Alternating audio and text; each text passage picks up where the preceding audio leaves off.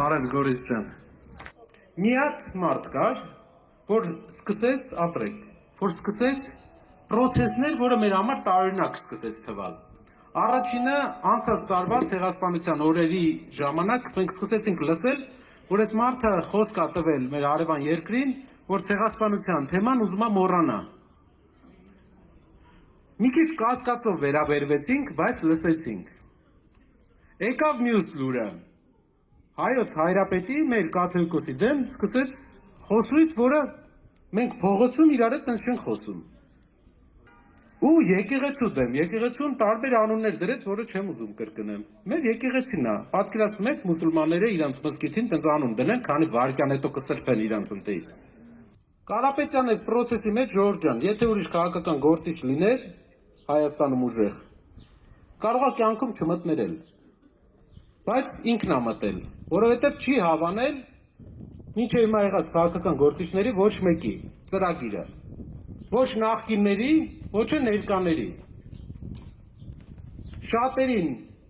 ներկաները իրանց թուլությունը ցույց տալու համար,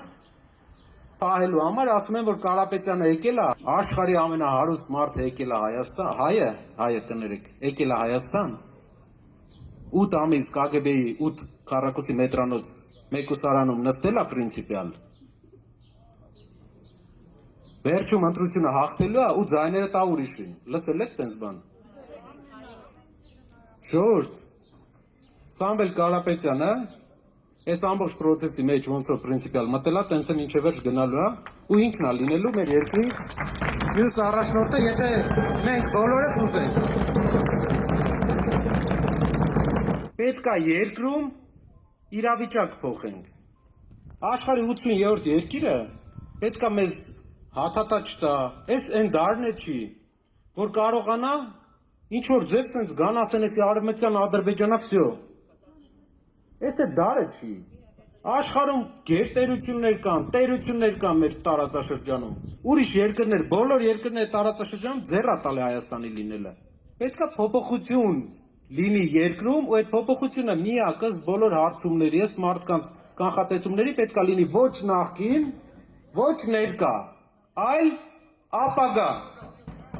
Ապագա։ Գիտեմ, ձեզ լավ ճանաչում եմ, գիտեմ շատ քաղցր խոսքեր չեք սիրում, դրա համար ուզում եմ ասեմ, որ ինչ խոսք ենք տալիս, այն ինչ որ պատմում ենք, էդի մեր տեսլականն է։ Այն ինչին, որ մենք հավատում ենք, անելու ենք էդի, որովհետև մեր խոսքը գետին գցելու դեռ փորձ չենք ունեցել։ Ինչ ասել ենք, ժամանակին արել ենք։ Ու այդ ամեն ինչը արել ենք մեր գրպանից, մեր հնարավորությունից։ Հիմա էլ ստիպված մտել ենք մի process-ի մեջ, որ անենք ուրիշ գործեր, մեծ գործեր, հայրենանվել գործեր, բայց դժվար, որը մենակ չեն կարող անենք, ու ինչպես Սամվել Կարապետյանը 3 օր առաջ իր տան բակում ասեք, իրան մենակ չթողեք ժողովուրդ, իրար հետ։